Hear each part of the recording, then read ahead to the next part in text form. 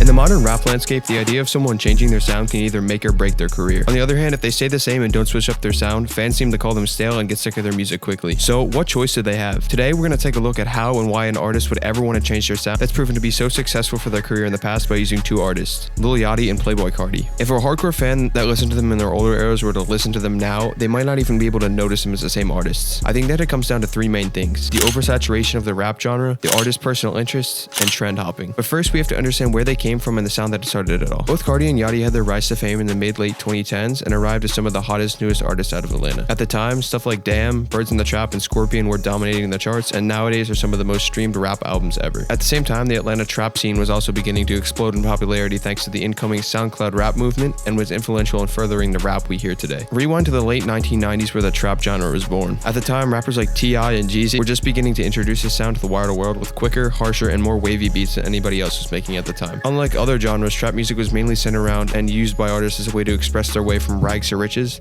and making their way out of the trap, so to speak, and quickly became more and more popular as that resonated with a huge amount of people and was a topic that a lot of people felt they could speak on. As of more recently, without rappers like the Migos and Future, things like hi-hats, faster tempos, and of course 808s that are not only present in rap but extend to the wider music world wouldn't even have been popularized and wouldn't have gone on to be influential pieces of what created the next generation of rap. With this wave, many rappers quickly shot up in fame, with some of the most notable being Future, Gunna, and 21 Savage. Being a part of this rising wave, Yachty and Carti took their own unique take on the genre. Carti took an aggressive, hard-hitting approach while Yachty came in with a wavy and melodic tone. Though Yachty did find success a little earlier than Carti, as his blow-up song was One Night, they both really blew up in 2017 due to Yachty's music catching more success and Carti appearing on the iconic 2017 Freshman List and dropping his famous self-titled project with songs like Woke Up Like This and Magnolia. I'm a rock star. Woke up to niggas talking like me talk. Woke up to niggas sounding like me talk. In New York, I merely rock. Hiding in my sock. I think that though they were up against a lot of other super popular artists rising out of Atlanta, they're some of the few that made music that legitimately sounded different than their peers and would set up a path for the rest of their career. I think for Yachty, the reason that people began to enjoy his sound so much is mostly thanks to Lil Boat, because it was a refreshing project that stood out amidst the rising wave of other Atlanta rap that happened to catch on at the right moment. And for Carti, I think it was his quick, snappy, and aggressive tone and irresistibly catchy flow, combined with his hard-hitting 808-infused beats that hooked fans and kept them looking for more of this almost unrecognizable dystopian sound that was new to the genre. Both Yachty and Carti's mainstream breakthrough projects dropped in 2018, Dial It, and either Nothing to Prove or Lil Boat 2, depending on who you ask, which cemented the two as not another passerby of the massive Atlanta wave. These albums feature songs like Shoota, Rip, and Yacht Club, which are all-time classic modern rap songs now that have racked up hundreds of millions of streams. These songs show that they had the power to create music that rivaled the likes of already established Atlanta artists like Future and Young Thug, and were massive pioneers of hype rap, as a lot of the beats they created had a sort of energy to them that was capable of getting people hooked on the song, not only for the sound but also for the feeling and replayability that they offered.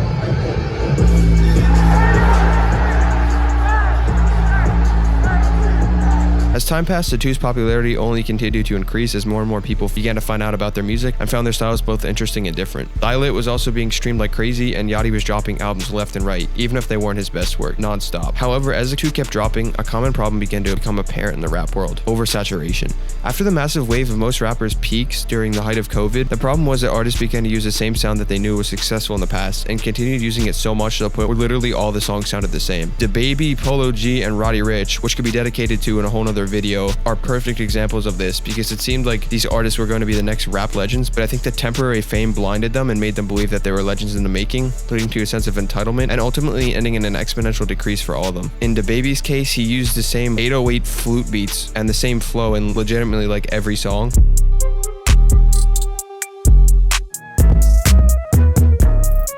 No, I ain't running from no, let's go. Quite literally sounding like a baby, which for Polo it was the fact that he had tried to ride out the emotional, sad rap wave. Can I speak my mind? Can I breathe? I know she might cry if I leave. I've been fooled by liars and thieves. And finally for Roddy, it was the fact that he didn't stay consistent with his music and dropped a project that really didn't live up to the hype that Please Excuse Me for Being Antisocial did. But in the case of Lil Yachty and Carti, they were some of the few that managed to really escape the wave. Thankfully, unbeknownst to anyone, Carti would take a close to 4-year hiatus from making music, allowing him to revitalize his sound and escaping the encroaching wave that had been plaguing rap. Before that though, I would say that Meh marked the start of Carti's new era, as we saw him for the first time rapping in that super high-pitched bouncy flow that was so jarring to fans. After that drop though, Cardi went silent for months and we all thought hope was lost. As for Yachty, little did we know, his real last trap album would drop at the end of 2020, and while they did have some of his biggest hits like Coffin, Flex Up, I felt like it was time for him to depart from that sound. His last real rap album, Lil Boat 3.5, was a continuation from Lil Boat 3, a project that dropped earlier that year and showed that Yachty was quickly turning into someone who is known to produce unfinished tracks with lazy writing, lyrics, and production, and was really losing what made him special in the first place, with his wavy voice and refreshing musical choices, and unfortunately starting to fall into that mumble rapper category. Christmas Day 2020, Cardi finally dropped Whole Lotta Red, and it was trash, like actual trash. On release, most fans consider this to be the end of Cardi's run and career as a whole, as it sounded nothing like him, which people really didn't like, and seemed like they were unable to accept that this was Cardi, the one that they had looked up to for years to create banger anthems. The entire album sounded completely dystopian, and fans couldn't even believe that this was the same person that made Dial It. It sounded too quick, the production was lacking, and especially didn't live up to the hype that fans were looking for. Despite this, it was Cardi's most anticipated album, and could be argued that this album was one of the albums that single-handedly pioneered rage rap. Without Cardi, not only would artists like Ken Carson and Destroy Lonely wouldn't even exist, but countless, and I mean countless, other rising underground artists wouldn't even exist, as what he made on Whole Lotta Red was so radically different to what the standard of rap was at the time. After so long, fans came around to the idea of Whole Lotta Red, and slowly began to become Cardi fans' favorite album from him. Songs like Sleep and New Tank are fantastic examples of why people might have hated the album on release, because to be honest, it sounds really weird and unlike anything Cardi has done or was capable of.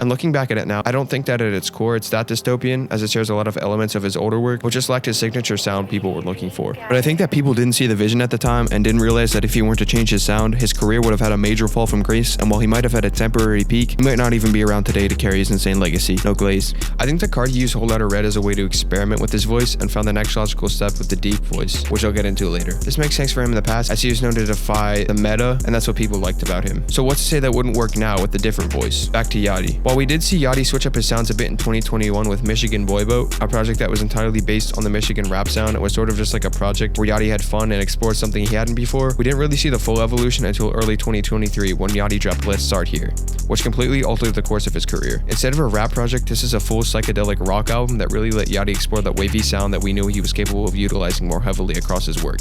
I think this album is actually really cool because it has a lot of elements of rap in it while straying so far from that it doesn't really fall in the realm of one single genre of music in general. So I think this is really more of a conceptual album, and here's why. For one, the album is called Let's Start Here, and I really think that sort of shows that Yachty is using this as a method to revamp his career and is saying, let's start here and work our way forward. On this record, he took a really risky and wild approach and created some of his most diverse and wacky music yet. Tracks like The Ride and The Alchemist show how this album pushed boundaries and really used Yachty's voice for what it could be used for.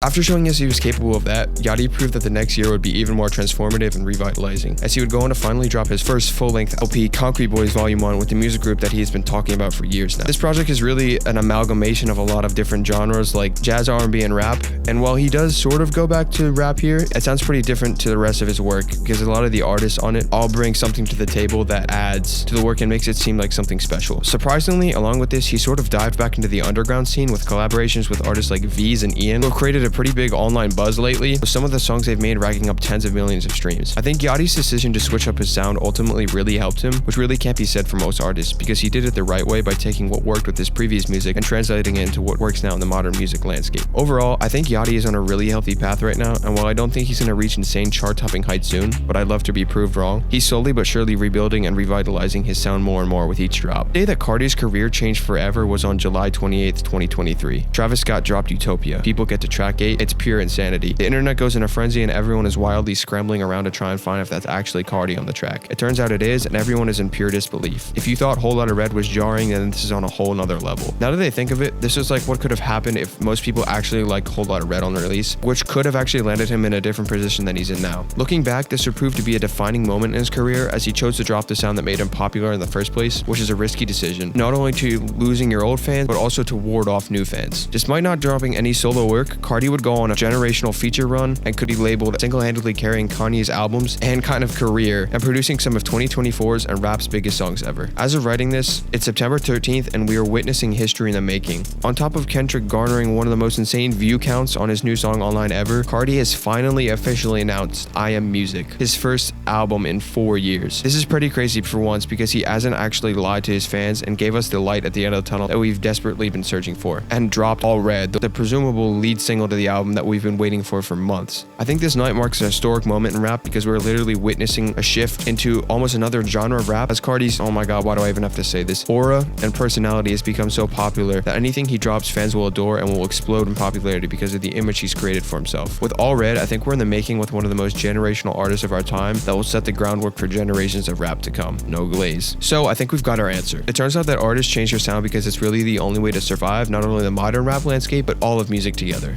The rap genre was getting so oversaturated with copycats and lookalikes that in order to escape and to save their careers, artists had to find a way to stay relevant. For Cardi, it looked like completely introducing a new sound to the rap landscape, and for Yachty, it sounded like almost completely reinventing his career by switching genres for a certain amount of time until he really found the sound that he wanted to keep making and found a way to incorporate it back into rap. All in all, this just goes to show how rapid the music industry switches and how sudden people's opinions on artists can change, sometimes literally overnight. In times like this, it seems like artists have to essentially be on the edge of innovation just to raise interest in people and keep them listening, and if they don't, then their career immediately starts going downhill. Likewise, it illustrates how only some of the millions of artists make it onto that next step in their career, and how hard it is for artists to truly keep up with the times while also making music that they enjoy making and feels true to them.